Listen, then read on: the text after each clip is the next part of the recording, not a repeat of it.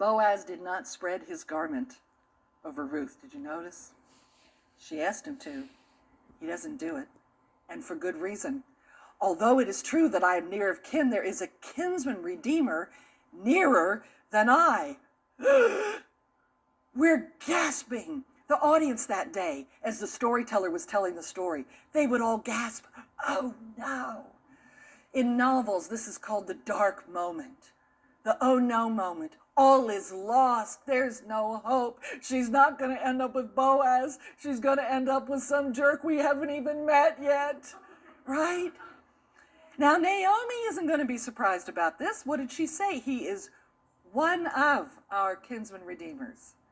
So what's Naomi doing here, sending Ruth into this? Well, because she knows Boaz, and I suspect she also knows the other redeemer. I think she's not too worried. She trusts God most of all. Boaz has a plan, and you know it's God's plan. Stay here for the night, he says. Now, he's not sending her away. He's also not claiming her, but what he's doing is protecting her. At this point, it is not safe, we're well past midnight now, to send her alone back home. Too many men there on the threshing floor who might see her, so he wants her to stay.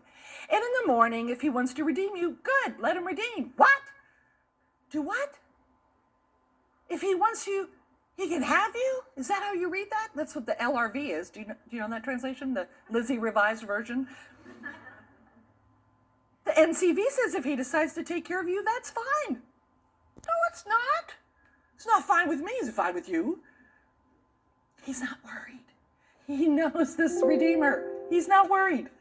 But, there's another one of those big biblical buts, if he is not willing, as surely as the Lord lives, I will do it. So girlfriends, does the Lord live? Yes. So he is basically saying, relax. I've got this. You're under my wings. It's as good as if I spread my garment over you, because I know the Lord, and I know that Redeemer, and I know how this is going to turn out. As surely as the Lord lives, I will do it. We sense such an eagerness in him.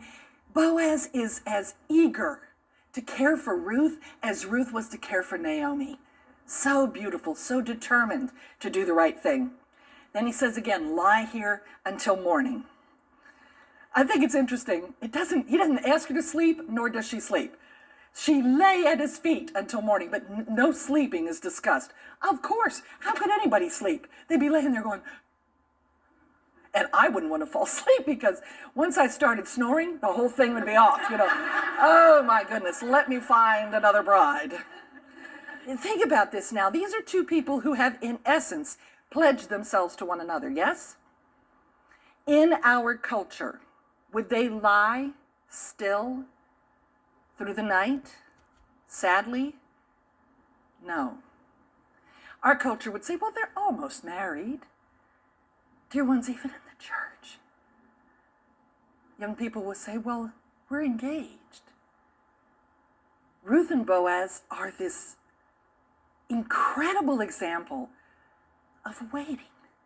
Just waiting until God says, yes, you are husband and wife. It's such a beautiful story. If the threshing floor is a moral testing ground, which it is, these two pass with flying colors. But she got up before anyone could be recognized. It's the murky pre-dawn darkness here. And look what Boaz says. Don't let it be known that a woman came to the threshing floor. He doesn't even say her name, lest anyone hear it. Furthermore, she doesn't speak at all because her voice, a woman's voice, would rise above all those male voices on the threshing floor. Don't let it be known that a woman came to the threshing floor. Then he says, bring me the shawl you're wearing and hold it out. Remember, she's wearing that new pretty cape of some kind, that beautiful dressing. And apparently it's a big thing because it's big enough to carry a large quantity of grain. So he's going to fill her up before he sends her home, which means that he's providing for Naomi yet again. This is the mark of a good guy. He doesn't just love you. He loves the people you love. The surest sign, I always tell young people, the surest sign that this guy is a good guy is when he cares about your mom and dad, when he cares about your brothers and sisters, when he cares about the people you care about. And that's Boaz. He's just always thinking about, what can I do for Naomi? because he knows how much Naomi means to Ruth. I also think there's a little practical note here. By sending Ruth out with a bunch of grain, if anybody stops her, she has an excuse for being there. Oh, I'm just picking up breakfast. So she's covered. When she spread out a garment, he poured into it 6 measures of barley. How much is that? What kind of measures? A cup, a bowl? I don't know. It's intentionally ambiguous. 6 measures, and 6 is the number of incompletion. What he's saying to her is, honey, there's more where this came from. I'm not done blessing you yet, but here's some to get you started. And then he put it on her. This is the only time Boaz touches Ruth. I love this. It's such a tender, giving gesture. He helps her load it on. That's all we get. It's just innocent but tender. And then they both slip back into town, and I imagine them, whistling away as they both walk back into town. When Ruth came to her mother-in-law, Naomi asked her, "How did it go, my daughter?" Imagine, she's been waiting all night. Maybe praying for the best, but imagining the worst. Like, where is she? What time is it? Why is she still gone? Is everything turning out? And when she says, "How did it go, my daughter?" the literal translation, "Who art thou?" Now remember, what did Boaz say? Who are you? Who art thou? By that she means, in essence, so, are you Mrs. Boaz? Then Ruth told her everything Boaz had done for her. Notice she doesn't mention what she did.